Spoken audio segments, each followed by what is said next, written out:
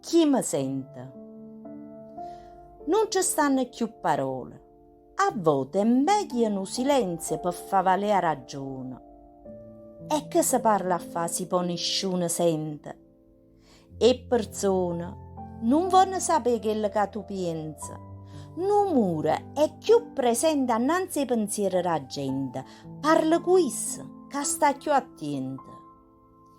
E persone, e quella che tu dici non ce ne importa niente. I tengono un cane che mi sta a sentire. A volte è meglio isso, che sto sicuro che mi può capire. E poi tengono uno specchio che è bello assai. Si mi ci mette annanzi, facciamo tanti chili discorsi che va sicuro mi danno più soddisfazione. Poi arriva il tempo che qualcuno se ne accorge e mi chiedono se sono pazzuto.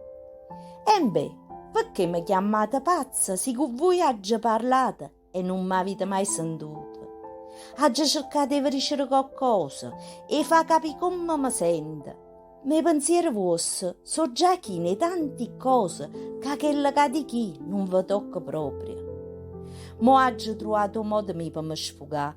Può essere che così, un po' di attenzione mi potete regalare.